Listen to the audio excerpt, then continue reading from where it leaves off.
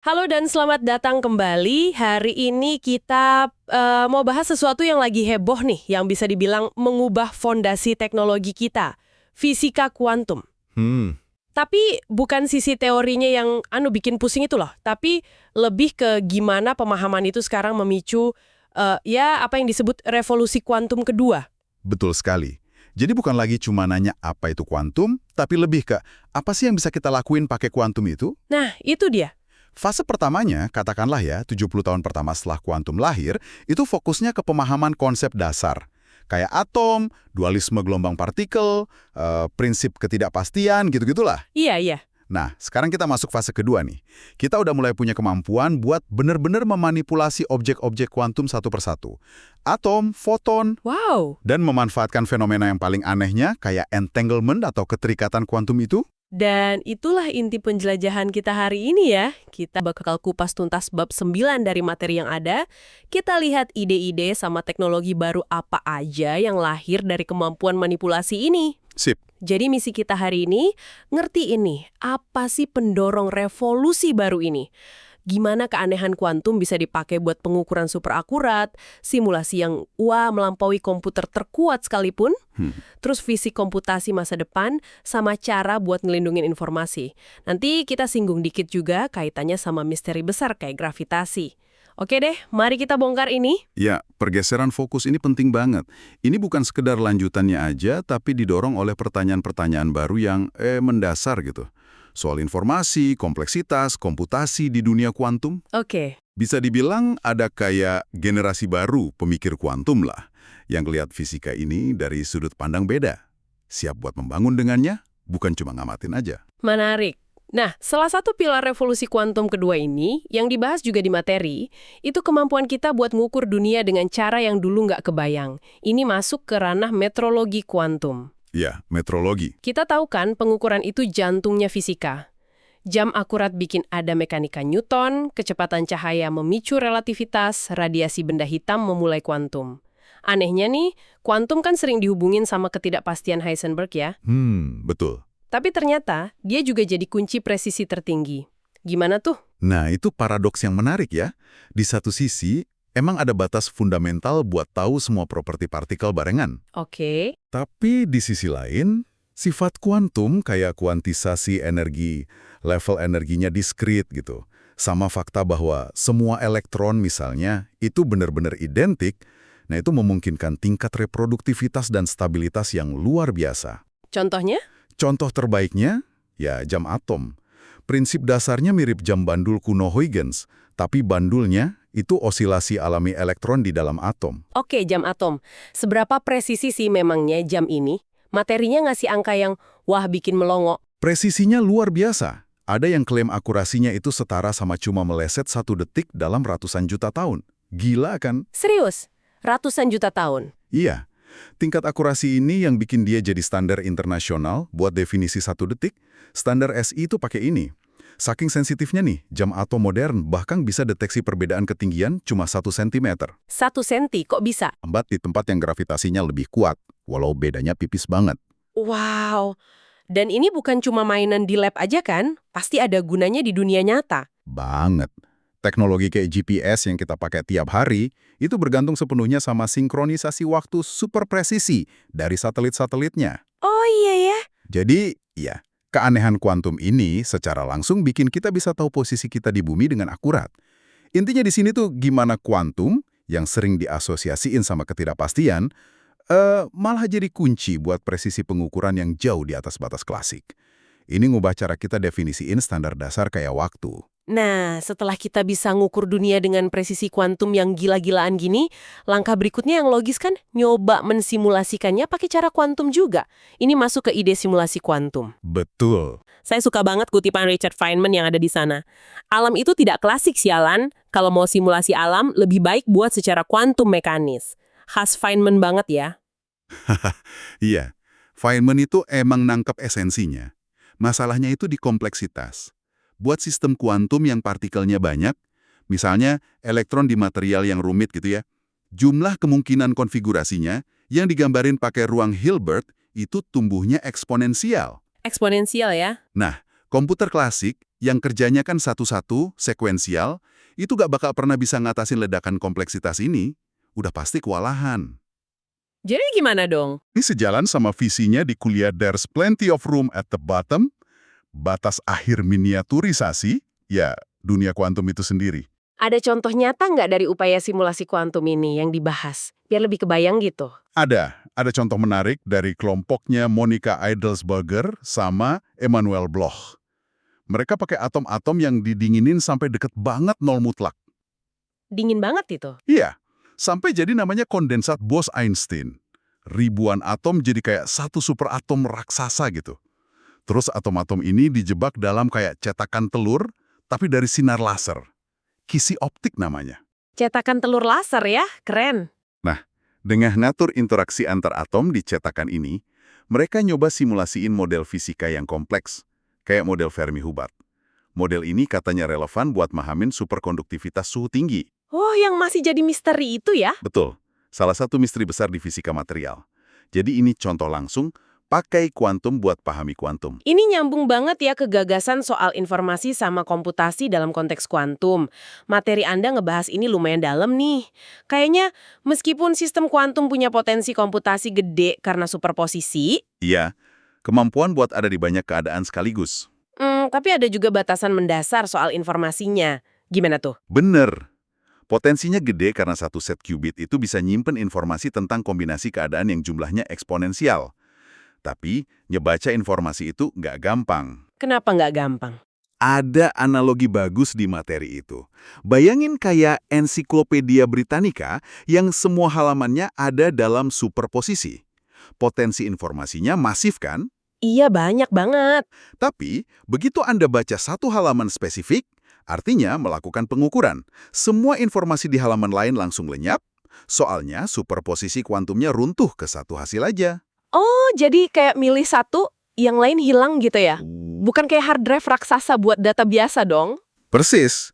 Makanya ini juga ngejelasin kenapa komputasi kuantum mungkin nggak cocok buat semua jenis masalah. Misalnya, buat AI atau machine learning yang seringnya perlu makan data gede yang nggak terstruktur, kuantum mungkin malah kurang efisien dibanding komputer klasik. Terus unggulnya di mana dong? Unggulnya seringkali di masalah yang punya struktur matematis tertentu, terutama yang melibatkan sifat kayak gelombang dan interferensi. Nah, di situ efek kuantum bisa dimanfaatin secara cerdas. Contohnya? Salah satu area paling menonjol di mana struktur ini penting itu kriptografi, ilmu penyandian pesan. Oke, kriptografi. Gimana kuantum ngubah permainan di sini? Coba kita lihat dulu gimana kriptografi internet sekarang kerja ya, kayak RSA. Namanya dari penemunya, Rifesh Shamir Adleman. Keamanannya itu bergantung sama satu asumsi matematis. Susah banget buat komputer klasik mecahin faktorisasi bilangan yang gede banget jadi bilangan prima penyusunnya. Contoh gampangnya? Contoh gampang, 143 itu kan 11 kali 13. Gampang. Tapi coba faktorisasi bilangan ratusan digit. Buat komputer klasik, ini butuh waktu yang nggak praktis lama, bisa miliaran tahun. Nah, kunci enkripsi publik kita basisnya di kesulitan ini. Oke, jadi aman karena susah dipecahin sama komputer biasa. Tapi disinilah kuantum datang bawa kejutan ya. Algoritma Shor yang dibahas juga, itu secara fundamental ngubah perhitungan ini kan? Tepat sekali. Peter Shor nunjukin bahwa secara teori, komputer kuantum itu bisa mecahin faktorisasi bilangan besar jauh lebih efisien. Bukan lagi pertumbuhan waktunya eksponensial kayak 2 pangkat n, di mana n itu jumlah digitnya. Tapi jadi apa?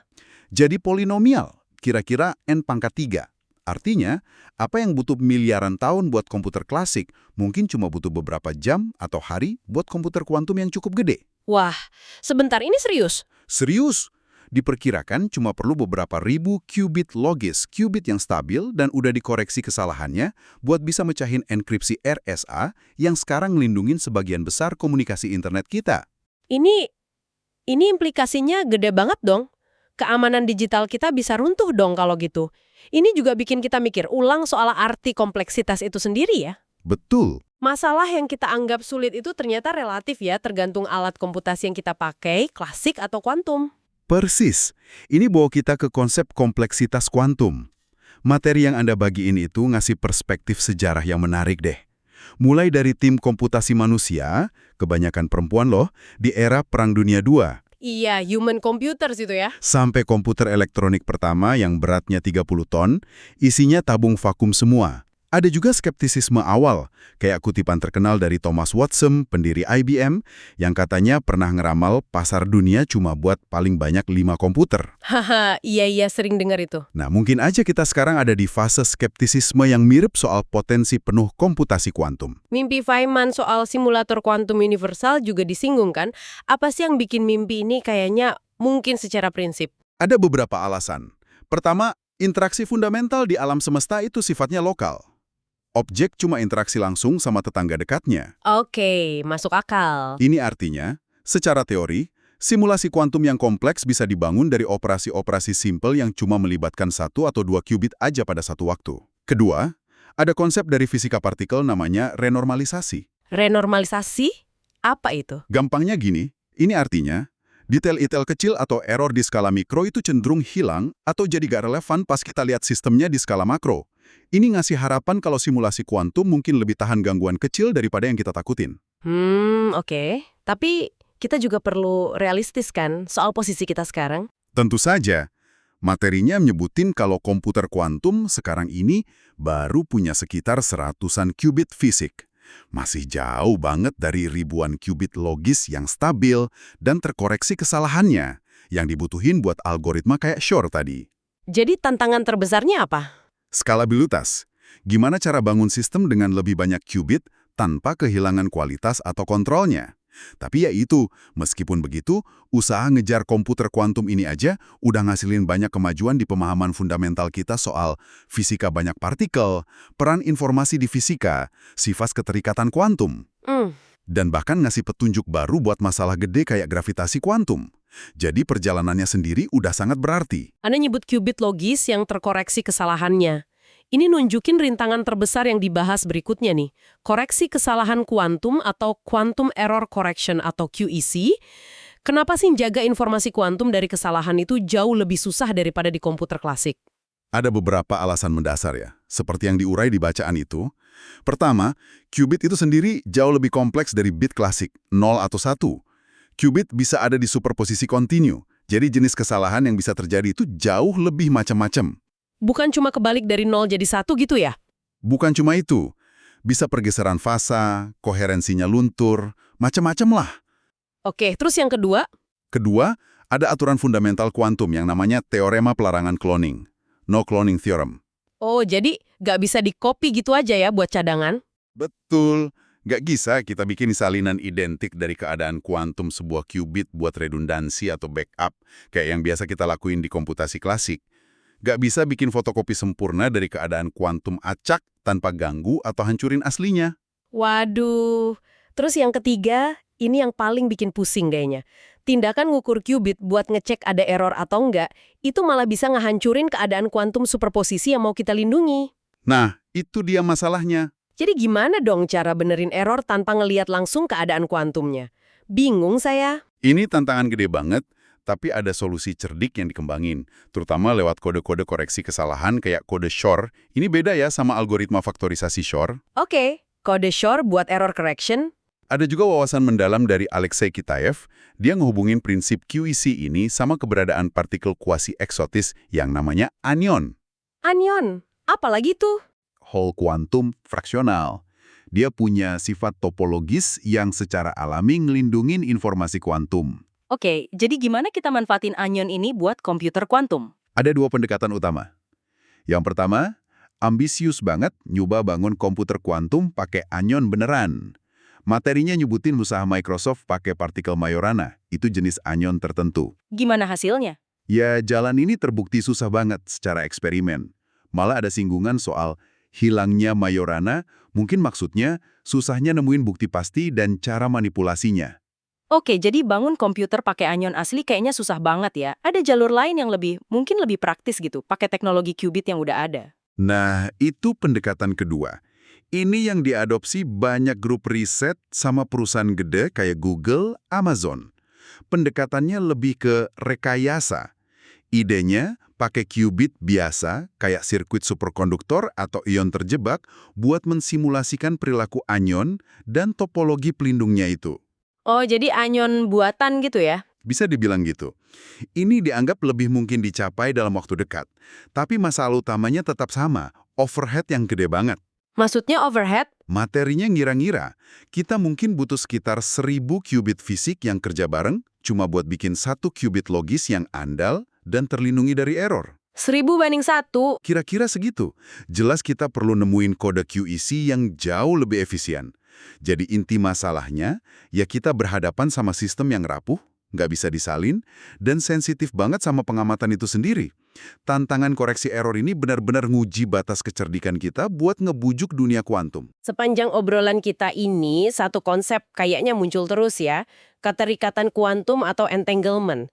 Ini fenomena aneh itu kan, di mana dua partikel atau lebih bisa nyambung instan, berbagi nasib sama, nggak peduli jaraknya sejauh apa. Ya, betul. Ukur satu, yang lain langsung kena efeknya. Nah, materi yang Anda bagiin itu nekenin banget peran sentral entanglement di revolusi kuantum kedua ini. Benar sekali. Entanglement itu bukan lagi cuma keanehan filosofis, tapi udah jadi sumber daya kunci buat komputasi, komunikasi, sama metrologi kuantum. Nah, buat nggambarin dan mahamin sistem yang banyak partikelnya saling terkait ini, butuh bahasa matematika baru. Bahasa baru ya? Materinya nyebutin alat kayak sirkuit kuantum sama jaringan tensor sebagai cara buat ngatasin kompleksitas ini. Jaringan tensor. Kedengarannya kok rumit banget ya? Ada cara gampang buat ngebayanginnya nggak? Materi itu ngasih analogi yang lumayan bagus sih.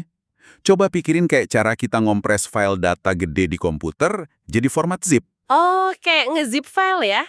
Nah, jaringan tensor itu kerangka kerja matematis buat nunjukin keadaan kuantum banyak partikel yang punya struktur keterikatan tertentu, tapi dengan cara yang jauh lebih ringkas dan efisien. Daripada nyoba nulis semua kemungkinan konfigurasi secara eksplisit, yang jumlahnya bisa astronomis.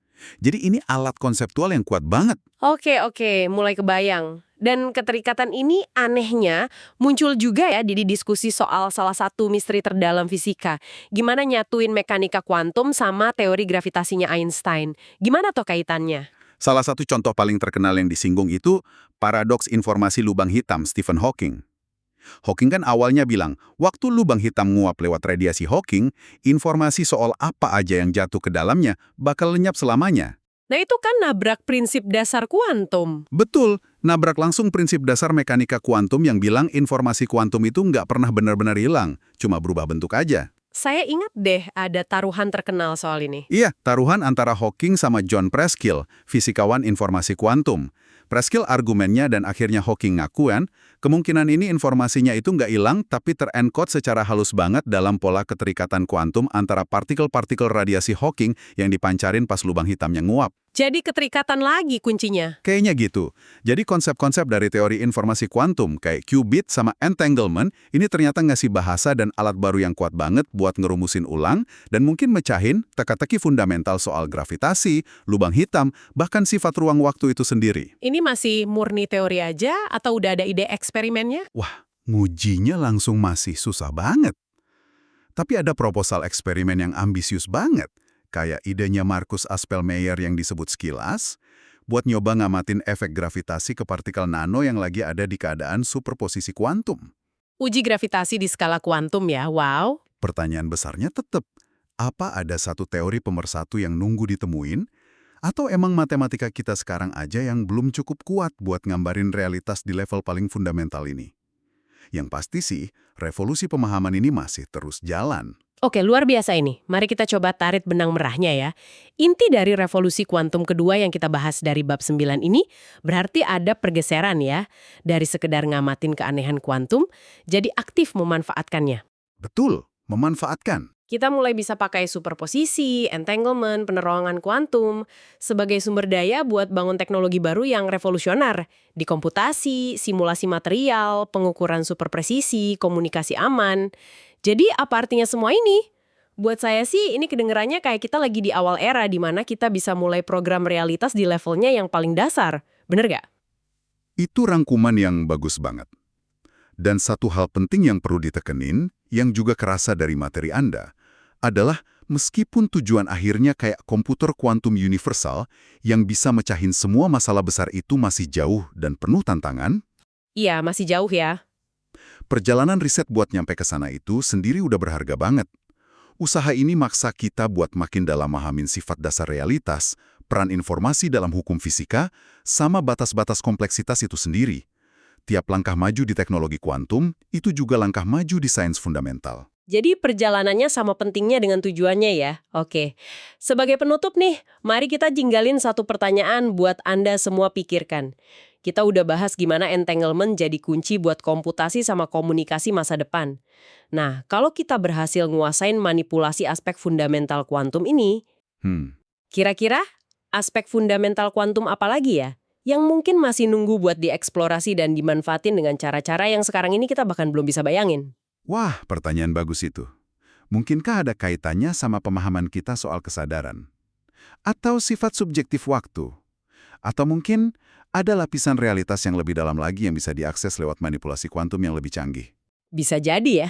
Materi yang kita bahas tadi kayak ngasih isyarat kalau pemahaman kita sekarang ini mungkin baru di permukaannya aja.